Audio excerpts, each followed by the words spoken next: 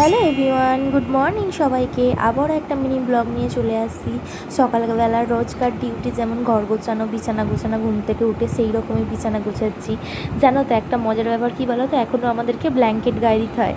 কী করবো, মানে ভোরের দিকটা না ঠান্ডা ঠান্ডা লাগে, আর দাদাভাইয়ের না, তোমাদের দাদাভাইয়ের একটু ঠান্ডাই লাগে, সেই কারণে ব্ল্যাঙ্কেট আমরা এখনও তুলি না, এখনও ব্ল্যাঙ্কেট গায়ে দিই। আর একটু গরম পড়ুক তখন ব্ল্যাঙ্কেট তুলে দেবো।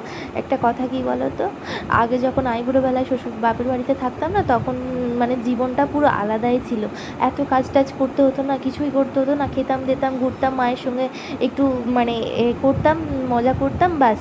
আর এখন শ্বশুর বাড়িতে এসে কাজের তো শেষই নেই, সারাদিন কাজ করলেও মানে কাজ আর শেষ হয় না।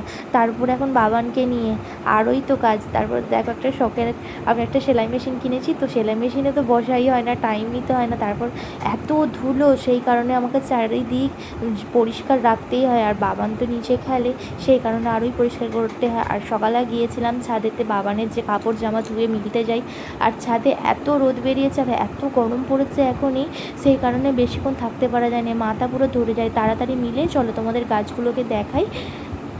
দেখো, আমি না মাঝে মাঝে আমার আগের জীবনের কথা ভাবি, মানে আইবুড়োবেলায় কতই না সুখে ছিলাম।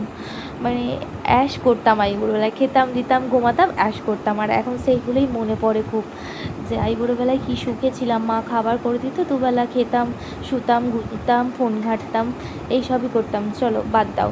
আবার এখন বাবান তো একটা যে মানে ওর জেম্মাদের বাড়ি দিয়ে এসে আমি স্নান টান করে নিয়েছি, স্নান টান করে ছাদে গিয়েছিলাম জামা কাপড় মিলতে, এসে ওকে আনতে যাব বলে, কারণ ওর খাওয়ানোর টাইম হয়ে গেছে, খাওয়াবো বলে। চলো স্নান টান করে মানে মাথা আজরাইনি, আগে জামা কাপড় দিতে চলে গিয়েছিলাম, মাথা আজরিয়ে ওকে আনতে যাব। চলো আজকের মতো এখানেই শেষ করি, আবারও দেখা হবে নেক্সট ব্লগে। ভালো লাগে একটা লাইক করে দিই।